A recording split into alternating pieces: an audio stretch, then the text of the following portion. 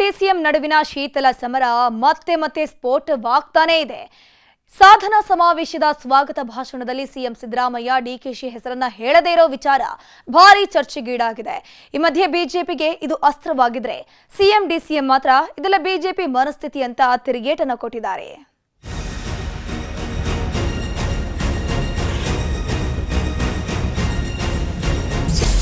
ರಾಜ್ಯ ಕಾಂಗ್ರೆಸ್ನಲ್ಲಿ ಎಲ್ಲವೂ ಸರಿ ಇಲ್ಲ ಅನ್ನೋದು ಪದೇ ಪದೇ ಸಾಬೀತಾಗ್ತಾನೆ ಇದೆ. ಸಿಎಂ ತವರು ಮೈಸೂರಲ್ಲಿ ನಿನ್ನೆ ನಡೆದ ಸಾಧನಾ ಸಮಾವೇಶದಲ್ಲಿ ನಡೆದ ಕೆಲ ಪ್ರಸಂಗಗಳು ವಿಪಕ್ಷಗಳ ಬಾಯಿಗೆ ಮತ್ತೆ ಆಹಾರವಾಗಿವೆ. ಕಾರ್ಯಕ್ರಮದಿಂದ ಅರ್ಧದಲ್ಲೇ ಡಿಸಿಎಂ ಡಿಕೆಶಿ ಎದ್ದು ಹೋದ ಬಳಿಕ ಸ್ವಾಗತ ಭಾಷಣದ ವೇಳೆ ಸಿಎಂ ಹೇಳಿದ ಮಾತು ಬಿಜೆಪಿಗರಿಗೆ ಒಂದು ಅಸ್ತ್ರವಾಗಿ ಪರಿಣಮಿಸಿದೆ.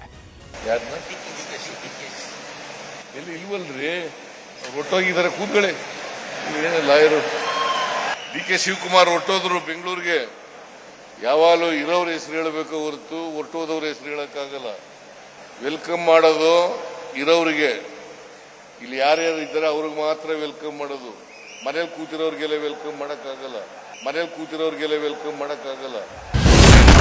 ಡಿ.ಕೆ. ಶಿವಕುಮಾರ್ ಮುಳುಗಿಸುವ ಗುದ್ದಲಿ ಪೂಜೆ. ನವೆಂಬರ್ಗೂ ಮುನ್ನವೇ ಕಾಂಗ್ರೆಸ್ನಲ್ಲಿ ಕ್ರಾಂತಿ.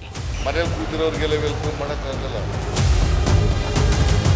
ಕಾಂಗ್ರೆಸ್ನಲ್ಲಿನ ಬೆಳವಣಿಗೆಗಳನ್ನ ಸೂಕ್ಷ್ಮವಾಗಿ ಗಮನಿಸುತ್ತಿರೋ ಕೇಸರಿ ಪಡೆ ಇದನ್ನೇ ತಮ್ಮ ಅಸ್ತ್ರವನ್ನಾಗಿಸಿಕೊಳ್ಳಲು ಹವಣಿಸ್ತಾ ಇದೆ.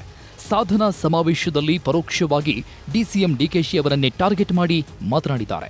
ಮೈಸೂರಿನ ಕಾಂಗ್ರೆಸ್ ಸಮಾವೇಶ ಡಿಕೆ ಶಿವಕುಮಾರನ್ನ ಮುಳುಗಿಸುವ ಗುದ್ದಲಿ ಪೂಜೆಯಾಗಿತ್ತು ಅಂತ ವಿಪಕ್ಷ ನಾಯಕ ಆರ್ ಅಶೋಕ್ ಲೇವಡಿ ಮಾಡಿದ್ರೆ, ಕಾಂಗ್ರೆಸ್ನಲ್ಲಿ ನವೆಂಬರ್ಗೂ ಮುನ್ನವೇ ಕ್ರಾಂತಿಯಾಗುವ ಬಗ್ಗೆ ನಿನ್ನೆ ಮೈಸೂರಲ್ಲಿ ಸಿಎಂ ಸುಳಿವು ಕೊಟ್ಟಿದ್ದಾರೆ ಅಂತ ಬಿಜೆಪಿ ರಾಜ್ಯಾಧ್ಯಕ್ಷ ಬಿವೈ ವಿಜಯೇಂದ್ರ ಕಾಲೆಳೆದ್ರು. ಇದಕ್ಕೆ ಬಿಜೆಪಿಯ ಇತರೆ ನಾಯಕರು ಕೂಡ ಧ್ವನಿಗೂಡಿಸಿದ್ದಾರೆ.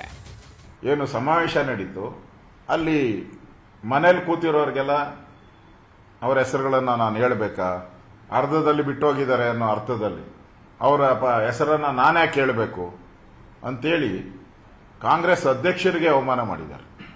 ಅಂದರೆ ನಾನು ಪದೇ ಪದೇ ಹೇಳ್ತಾ ಇದ್ದೆ, ಈ ಪವರ್ ಶೇರಿಂಗ್ ಒಡೆದಾಟ ಅಂತಿಮ ಚರಣಕ್ಕೆ ಬರ್ತಾ ಇರುವಂತ ಸ್ಪಷ್ಟ ಸೂಚನೆ ಇದೆ.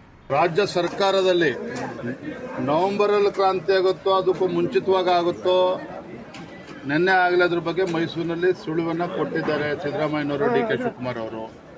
ಮತ್ತೊಂದು ಕಡೆ ಮುಂದೆ ಯಾರನ್ನ ಮುಖ್ಯಮಂತ್ರಿ ಮಾಡಬೇಕು ಅಂತೇಳಿ ಒಳೊಳಗೆ ಸಮಾಲೋಚನೆಗಳು ಕೂಡ ನಡೀತಾ ಇದೆ. ನಾಯಕರುಗಳು ಅವ್ರ ಕಾಂಗ್ರೆಸ್ ಪಕ್ಷದಲ್ಲಿ ಏನು ಅನ್ಸಲ್ಲ. Everything is okay, part of family.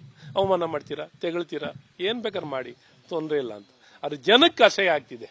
ನಿನ್ನೆ ಮಧ್ಯದಲ್ಲೇ ಸಿದ್ದರಾಮಯ್ಯನವರು ಇನ್ನೂ ಸ್ಪೀಚ್ ಸ್ಟಾರ್ಟ್ ಮಾಡಿಲ್ಲ, ಅದ್ರ ಮಧ್ಯದಲ್ಲಿ ತಮ್ಮ ಸ್ಪೀಚ್ ಮುಗಿಸಿ ಅವರು ಅಲ್ಲಿಂದ ಹೊರಟು ಹೋಗಿದ್ದು ವೇ ನೋಡಿದ್ರು, ಅವ್ರ ನಡವಳಿಕೆ ನೋಡಿದ್ರೆ ಎಲ್ಲವೂ ಸರಿ ಇಲ್ಲ ಅಂತ 100% ಸಿಗ್ನಲ್ ಸಿಗ್ತಾ ಇದೆ.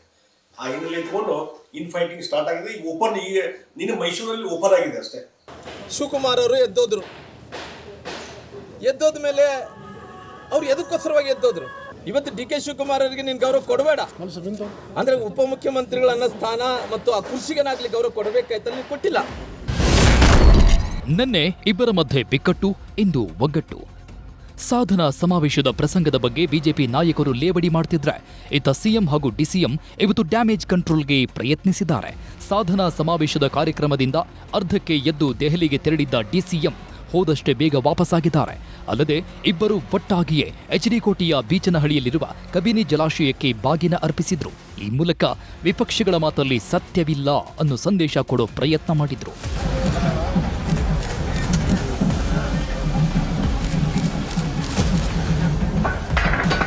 ವಿಪಕ್ಷಗಳ ಟೀಕೆ ಬಗ್ಗೆ ಸ್ಪಷ್ಟನೆ ಕೊಟ್ಟಿರುವ ಸಿಎಂ ಇದೆಲ್ಲ ಬಿಜೆಪಿ ನಾಯಕರ ಮೊಸರಲ್ಲಿ ಕಲ್ಲು ಹುಡುಕೋ ಪ್ರಯತ್ನ ಅಂತ ತಿರುಗೇಟು. ಡಿಕೆಶಿ ಕೂಡ ಈ ಬಗ್ಗೆ ಮಾತನಾಡುವ ಅಗತ್ಯವಿಲ್ಲ ಅಂತ ಸಮಜಾಯಿಷಿ ಕೊಟ್ಟಿದ್ದಾರೆ. ಬಿಜೆಪಿಯವರು ಮೊಸರು ಕಲ್ಲು ಹುಡುಕುವಂತವ್ರು. ಯಾವಾಗಲೂ ಸಮಾರಂಭಗಳಲ್ಲಿ ಸ್ವಾಗತ ಮಾಡೋದು ಯಾರಿರ್ತಾರೆ ಅವ್ರಿಗೆ ಸ್ವಾಗತ ಮಾಡ್ತಾರೆ ಅಲ್ವಾ? ಹೆಸರು ಹೇಳೋದು ಯಾರಿರ್ತಾರೆ ಅವ್ರ ಹೆಸರು ಹೇಳೋದು. ಅವಮಾನ ಎಲ್ಲಿ ಮಾಡ್ದೋ? ನಮ್ಮಿಬ್ಬರ ಮಧ್ಯೆ ಒಡಕುಂಟು ಮಾಡಲಿಕ್ಕೆ ಪ್ರಯತ್ನ ಮಾಡ್ತಾರೆ. ರಾಜಕೀಯ ಲಾಭ ಮಾಡ್ತೀವಿ ಅಂತ ಭ್ರಮೆನಲ್ಲಿದ್ದಾರೆ ಅವರು. ಭ್ರಮೆ ಯಾವಾಗಲೂ ಕೂಡ ಭ್ರಮೆನಲ್ಲೇ ಇರ್ಬೇಕು. ನಾನು ಚೀಫ್ ಮಿನಿಸ್ಟರ್ಗೂ ನಮ್ಮ ಇವ್ರಿಗೂ ಕೂಡ ನಾನು ಹೇಳಿದೆ, ನನಗೆ ಎಮರ್ಜೆನ್ಸಿ ಬೇರೆ ಮತ್ತೆ ಪ್ರೋಗ್ರಾಮ್ ನನಗೆ ಟೈಮಿಂಗ್ ಫಿಕ್ಸ್ ಆಗಿತ್ತು, ಅದಕ್ಕೆ ನಾನು ಭಾಷಣ ಮಾಡಿಬಿಟ್ಟು ನಾನು ಹೊರಟೆ. ಅದು ಬಿಟ್ಟರೆ ಯಾವ ರಾಜಕಾರಣನೂ ಇಲ್ಲ, ಯಾವ ಟೂರ್ ಪ್ರೋಗ್ರಾಮು ಇಲ್ಲ, ಏನಿಲ್ಲ. ನನ್ನ ಖಾಸಗಿ ಕಾರ್ಯಕ್ರಮ ಓದೆ ಮುಗಿಸ್ದೆ ಬಂದೆ. ಡಿ ಕೆ ಶಿವಕುಮಾರ್ ಅವಮಾನ ಆಯ್ತು ಅನ್ನೋ ಅವ್ರಿಗೆ ಯಾವಾಗಲೂ ನನ್ನ ಮೇಲೆ ಪ್ರೀತಿ ಜಾಸ್ತಿ. ಈ ಎಲ್ಲ ಬೆಳವಣಿಗೆಗಳ ಮಧ್ಯೆ ಹೊಸಕೋಟೆಯಲ್ಲಿ ನಡೆದ ಕಾರ್ಯಕ್ರಮದಲ್ಲಿ ಮುಂದಿನ ಸಿಎಂ ಡಿಕೆ ಎಂದು ಕಾರ್ಯಕರ್ತರು ಘೋಷಣೆ ಕೂಗಿದ್ದಾರೆ.